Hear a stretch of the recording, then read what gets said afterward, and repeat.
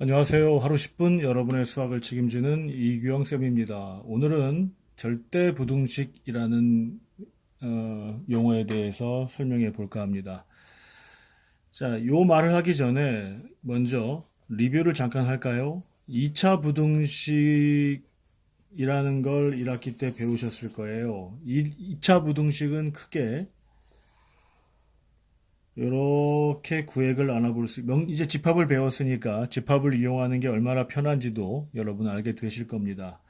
2차 부등식을 하다 보면 예를 들어서 먼저 2차 함수를 그리면 뭐 이렇게 됐는데 0보다 뭐 예를 들어서 x제곱 4x 플러스 3이 0보다 작다 그러면 이 2차 부등식의 해답은 인수분해했을 때 1, 3이 되니까 요 아래쪽이 돼서 x는 1보다 크고 3보다 작다 이렇게 이제 답을 쓰겠죠. 이렇게 인수분해해서 또는 예를 들어 이런 거 있죠. x제곱 x 플러스 1이 0보다 작다.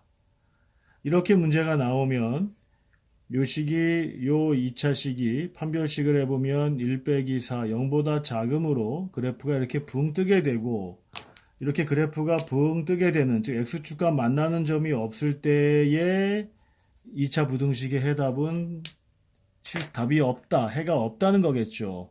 0보다 작은 부분은 없으니까요. 반대로 요 똑같은 식에 대해서 이렇게 문제를 내면 이런 경우에는 그래프는 똑같이 그려지지만 모든 x, 어떤 x를 대입해도 모두 이 그래프가 0보다 큰 쪽, 요 위쪽에 있기 때문에 요 2차 부등식의 해답은 모든 실수가 됩니다. 자, 그렇다면 여러분, 지금 이 세 가지 유형에 대해서 해가 없거나 있거나 해가 일부 있거나 일부 있거나 이 셋 중에서 어떤 것이 명제고 어떤 것이 조건일까요? 만약에 요 앞에다가 모든 실수에 대해서 이렇다. 그러면 이것은 거짓인 명제죠. 진리집합이 없으니까요.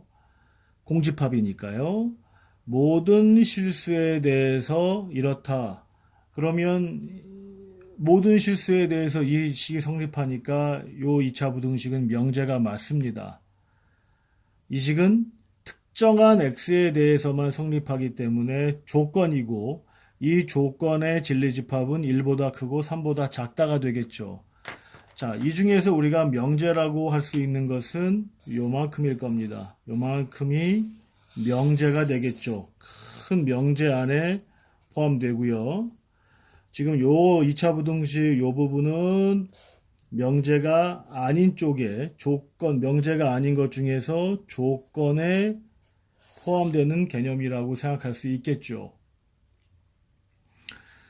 자, 그런데요.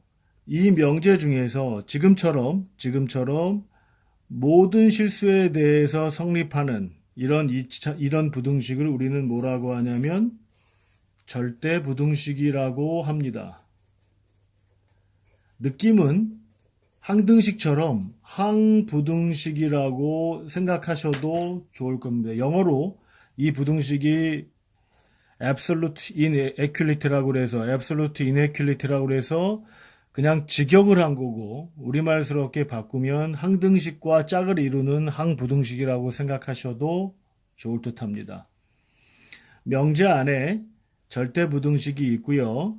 그 절대부등식 안에 2차식의 절대부등식이 있다는 걸 기억하시면 되고요. 요 절대부등식은 여러 가지가 있는데요.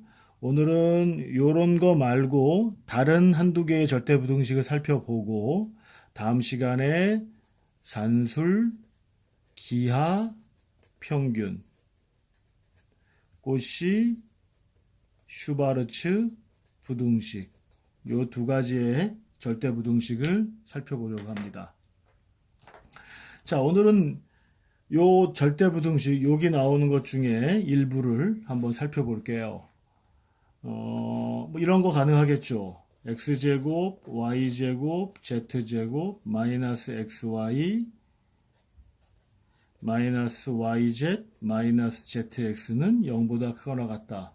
결국은 예전에도 말씀드렸지만 집합과 명제는 그릇입니다. 그래서 결국은 수원에 나오는 앞에 1학기 때 배웠던 내용들이 대부분 활용이 되니까 남은 그 기간 동안에 방학 동안에 1학기 분량에 대한 복습도 철저히 해주셨으면 좋겠습니다.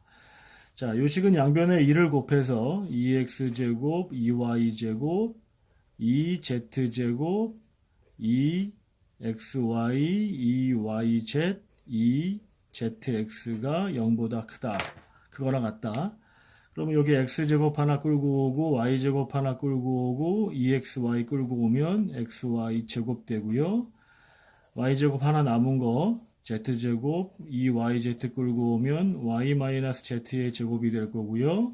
z제곱 하나 남은 거와 x제곱 남은 거 하고 뒤에 있는 2xz를 끌고 오면 z-x의 제곱은 0보다 크거나 같다.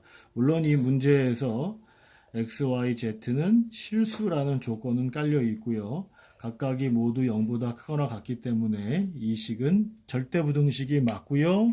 명제가 맞고요. 항부등식이라고 생각하셔도 좋습니다. 자, 오늘은 절대부등식의 개념에 대해 살펴봤고요. 다음 시간엔 산술기하 평균과 코시-슈바르츠 부등식에 대해서 살펴보겠습니다.